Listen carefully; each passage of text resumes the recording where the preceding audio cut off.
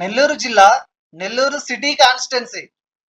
ఇక్కడ 2014లో వైసీపీ నుంచి అనిల్ కుమార్ పోలుబోయిన గారు టీడీపీ అభ్యర్థి అయిన ఎం శ్రీధర్ కృష్ణారెడ్డి గారి మీద పోటీ చేసి టీడీపీ మీద 19,087 ఓట్ల మెజారిటీతో గెలవడం జరిగింది.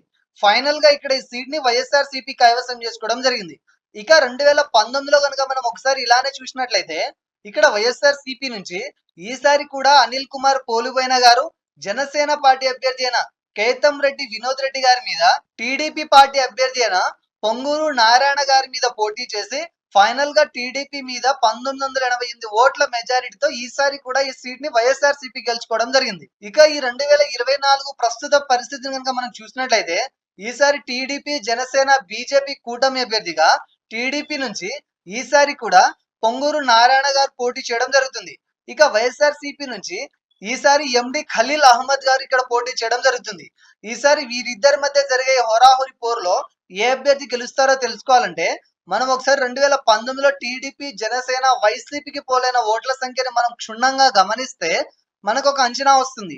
2019లో ఇక్కడ విడివిడిగా టీడీపీకి జనసేనకి పోలైన ఓట్ల శాతాన్ని ఒకసారి కనుక మనం కలిపి చూసుకున్నట్లయితే సుమారుగా 78,000 పైచిలుకు ఓట్లు ఈ రెండు పార్టీలు కలిసి గెలుచుకోగలిగాయి.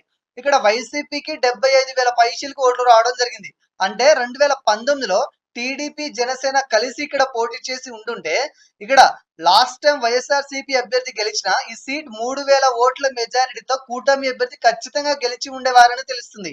ఇక ఇప్పటి విషయానికి వస్తే ఈసారి ఇక్కడ గెలుపు ఎవరిదనంటే దీనికి సమాధానంగా ఆ టైంలో ఈ రెండు పార్టీలకు విడివిడిగా పోలైన ఇదే ఓట్ల శాతం ఈసారి కూడా చెక్కు చెదరకుండా అదే విధంగా ఇప్పుడు కూడా రిపీట్ అయితే ఖచ్చితంగా మంచి మెజారిటీతో ఈ సీట్ ని కూటమి అభ్యర్థి గెలిచే అవకాశం ఎక్కువగా ఉంది.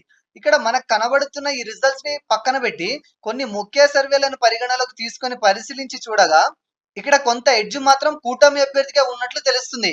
కానీ ఈ గెలుపు అన్నది కొత్తగా ఈసారి పోల్ అవ్వబోయే యువత ఓట్ల మీద కూడా ఆధారపడి ఉంటుంది. మారిన సమీకరణాలను బట్టి యువత ఎటువైపు మొగ్గు చూపితే ఆ పార్టీనే ఈ నియోజకవర్గాన్ని కూడా కైవసం చేసుకునే అవకాశం ఉంది.